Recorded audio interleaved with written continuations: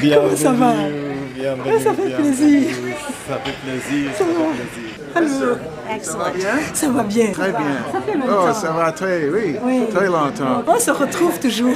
Ah oui, Oui, mais oui. depuis le génocide, vous êtes le porte-parole, hein? J'essaie. Il faut vraiment être témoin, hein? Oui. Non, il faut, il faut que ça soit dit, il faut qu'on le sache. Je ne sais pas, je me dis toujours ça. I was an adult, 36 years old, and I had 3 kids and was married. Je dis toujours à mes filles, I always tell my daughters, they are the ones who saved me. It was because of them that I battled on and never gave up. I will always remember their father telling me, take the kids from here, escape with them, and go as far away as possible. We could feel the aggression rising. It was no longer hidden or covert. It was being expressed openly, on the radio, in the streets. People were even singing it. We are going to exterminate you. We are going to exterminate the Tutsis.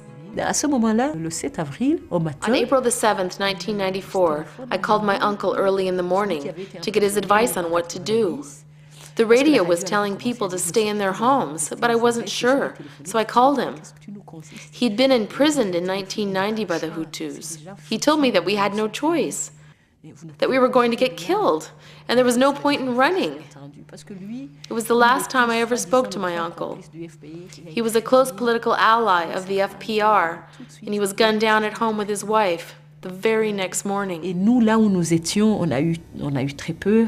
We were terrified, and from our house we could hear gunshots and people screaming in the streets. Things had gone berserk. The Hutus were basically going home to home looking for Tutsis, burning houses and killing people.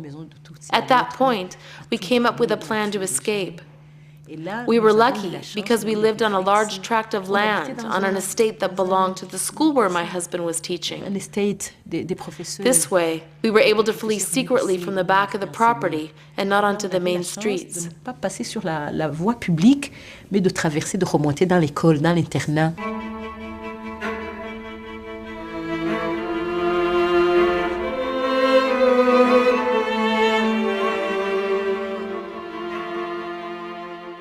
Dans le cas du Rwanda, il y avait des signaux d'alerte très tôt. In the case of Rwanda, there were many early warning signs. Already in November 1993, we knew the extremists were gaining ground, that a ton of weapons had been purchased, and that they were giving them out. All the key decision makers were aware of what was happening. The problem was a lack of political will to intervene further.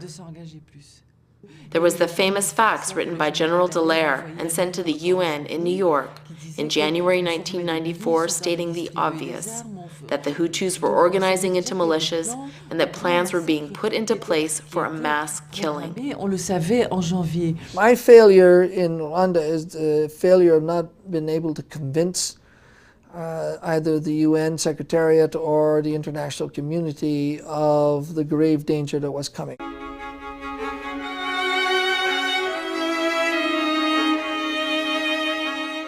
Every country that has permitted institutionalizing differences and using them as advantages on one another, be it religious, ethnic, power sharing, that can be based on a group of people and so on, are all potential for these things to explode.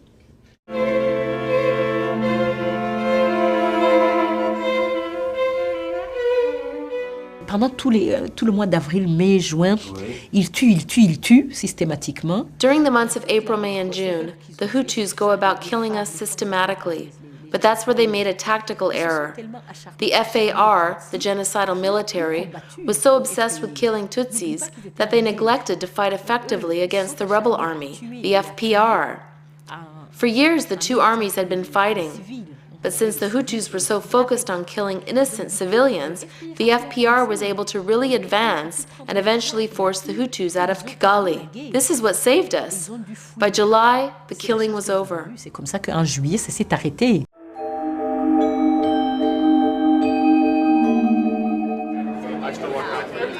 Rwanda, East Timor, Bangladesh, Afghanistan. So I'll include you in my mailing list so maybe we can stay in touch. I was a child, grew up during the wartime, and I was forced to work in the field. I was separated from the family. Basically, I coming from a survivor perspective. The Khmer have defined two kinds of enemy to the revolution. It's called external enemy and internal enemy. And external enemy, they refer to the Vietnamese, to the KGB, to Americans, to the Soviet. Internal enemy can be people who within the same unit, and they go down all the way to your own thinking. You were forbidden to feel, to love, to think. And so basically, they work against the nature of human being. They force you to condemn yourself, to say that you asked for forgiveness because last night you think about food. So for me, I find very fascinating, try to see the inside of us. So the story about my sister who's pregnant, seeing her starving to death, I can't help watching her aside. So I went out knowing that anything I pick, it's a crime. I was told, and I believe, and I respect, and I obey the rule at that time. But I cannot bear to see my sisters dying. So I went out, picked this mushroom and grass. I was arrested. It's near it's right behind the village. And 4 guys just appeared from the bush and grabbed me and arrested me and just beat me severely. And they called the whole village to watch. That is just a criminal. They beat me with the axe. I can show you, it's still here today with me. Then I saw my mom in the crowd. I called her for help. Not to save me, but I want to be with her, at least. She walked away. She just disappeared in the crowd. And while I was beating, enduring this pain, my mom walked away from me. And people were watching at me and laughing because they had to cheer that the revolution had found a criminal.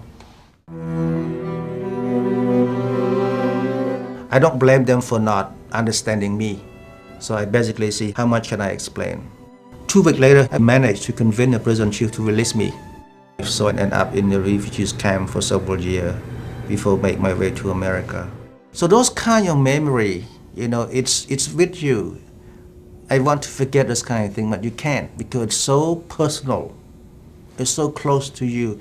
It's a deep cut memory. It's there.